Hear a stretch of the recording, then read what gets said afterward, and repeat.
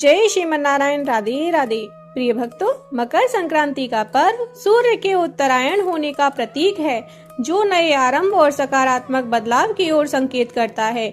इस विशेष दिन पर आकाश में पतंगों की रंग बिरंगी उड़ान की तरह आपके जीवन में भी नए अवसर और खुशियां आए। आपका जीवन हमेशा उज्जवल और समृद्ध हो। आप सभी को मकर संक्रांति की ढेर सारी शुभकामनाएं। प्रिय भक्तों, मकर संक्रांति का त्योहार इस बार 14 जनवरी को मनाया जा रहा है। इस दिन जप, तप व दान करने का विशेष महत्व है। इस दिन किए गए दान का 2 गुना फल मिलता है। कहा जाता है कि इस दिन सूर्य की काले तिल के साथ उपासना करने से व्यक्ति को बहुत लाभ मिलता है। ज्योतिष शास्त्र के अनुसार मकर संक्रांति के दिन सूर्य शनि देव के घर आते हैं। इस दिन सूर्य शनि की राशि मकर में प्रवेश करेंगे। आपको बता दें कि पहले शनि देव की राशि कुंभ थी, लेकिन जब सूर्य देव शनि देव से प्रसन्न हुए तो उन्होंने एक और राशि यानी मकर राशि प्रदान कर दी। मकर संक्रांति के दिन सूर्य देव और शनि की कथा पढ़ने से आप शनि दोष से काफी हद तक राहत पा सकते हैं।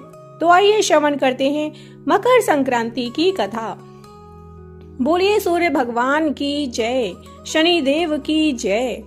पौराणिक कथाओं के अनुसार सूर्यदेव और शनिदेव में अच्छे संबंध नहीं थे। दरअसल इसका कारण था सूर्यदेव का शनि की माता छाया के प्रति उनका व्यवहार। दरअसल शनिदेव का रंग काला होने के कारण सूर्यदेव ने उनके जन्म के दौरान कहा था कि ऐसा पुत्र मेरा नहीं हो सकता। इसके बाद से सूर्यदेव ने शनिदेव और उनकी माता छाया को अलग कर दिया था। जिस घर में वह रहते थे उसका नाम कुंभ था। सूर्यदेव के ऐसे व्यवहार से क्रोधित होकर छाया ने उन्हें श्राप दे दिया था।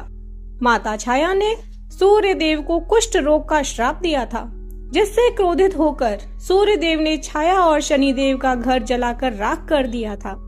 सूर्यदेव के पुत्र यम ने सूर्यदेव को उस श्राप से मुक्त किया था। साथ ही उनके सामने मांग रखी थी कि वह उनकी माता यानी छाया के साथ अपने व्यवहार में बदलाव लाएं।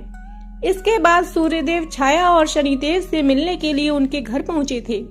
जब सूर्यदेव वहां पहुंचे तो उन्होंने देखा कि वहां कुछ भी नहीं था, सब कुछ जलकर बर्बाद हो गया था। इसके बाद शनिदेव ने काले तिल से अपने पिता का स्वागत किया था। शनिदेव के ऐसे व्यवहार से प्रसन्न होकर सूर्यदेव ने उस दिन उन्हें नया घर दिया, जिसका नाम था मकर।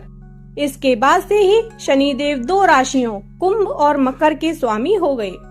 शनिदेव के इस व्यवहार से प्रसन्न होकर सूर्यदेव ने उन्हें यह भी कहा कि जब भी वह मकर संक्रांति के मौके पर उनके घर आएंगे तो उनका घर धन धान्य से भर जाएगा। उनके पास किसी भी वस्तु की कमी नहीं रहेगी। साथ ही यह भी कहा कि इस दिन जो भी लोग मकर संक्रांति के मौके पर मुझे काले तिल अर्पित करेंगे, उनके जीवन में सुख समृद्धि आएगी। इसलिए मकर संक्रांति के मौके पर सूर्यदेव की पूजा में काले तिल का इस्तेमाल करने से व्यक्ति के घर में धन धान्य की कमी नहीं रहती है। प्रिय भक्तों, मकर संक्रांति के दिन ही माँ गंगा धरती पर अवतरण हुई थी और राजा भागीरथ के पीछे पीछे कपिल मुनि के आश्रम से होती हुई गंगा सागर में पहुंची थी। इसके पीछे एक कथा है। कथा के अनुसार प्राचीन काल में सूर्यवंशी चक्रवर्ती सम्राट सगर थे। उनकी 2 रानियां थीं। उनकी एक रानी केशनी से एक पुत्र असमंजस था, तो दूसरी से 60,000 पुत्र थे।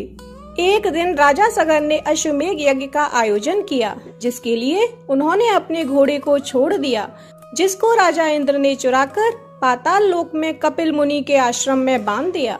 राजा ने अपने 60,000 पुत्रों को घोड़े को खोजकर लाने का आदेश दिया।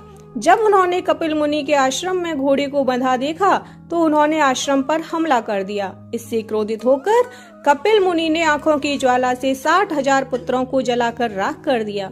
राजा सगर को जब इसकी जानकारी मिली तो उन्होंने कपिल मुनि से उनके लिए उद्धार के लिए प्रार्थना की। तब मुनि ने बताया कि गंगा जल से ही इनको मुक्ति मिलेगी। राजा ने अपने पौत्र अंशुमन को राज्य का उत्तराधिकारी बनाया और तप करने चले गए। इसके बाद अंशुमन के पौत्र राजा भगीरथ ने अपने पूर्वजों की आत्मा की शांति के लिए कठोर तपस्या की, जिससे प्रसन्न होकर माता गंगा ने उनकी प्रार्थना को स्वीकार कर लिया। लेकिन गंगा धरती पर कैसे आए और इनकी धारा इतनी तेज थी कि धरती पर तबाही ला सकती थी। इसके लिए भागीरथ ने एक बार फिर भगवान शिव की तपस्या की और मदद की गुहार लगाई। भगवान शिव ने प्रसन्न होकर भागीरथ की मदद की। उन्होंने अपनी जटाओं में गंगा जी को धारण किया और वहां से धरती पर जाने के लिए कहा। शिवजी की जटाओं से निकली गंगा धरती पर मकर संक्रांति के दिन पहुंची थी।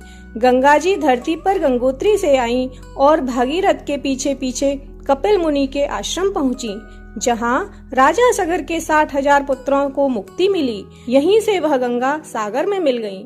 मकर संक्रांति के दिन धरती पर पहुंची मां गंगा के पावन जल से स्नान करने से मोक्ष की प्राप्ति होती है और सभी पाप नष्ट हो जाते हैं, साथ ही सभी कष्टों का निवारण होता है। मकर संक्रांति के दिन राजा भागीरथ ने अपने पूर्वजों का तर्पण किया, जिससे उनको मुक्ति मिली। इसलिए मकर संक्रांति के दिन अपने पूर्वजों की आत्मा की शांति के लिए तर्पण किया जाता है। जय श्रीमन नारायण। राधे राधे।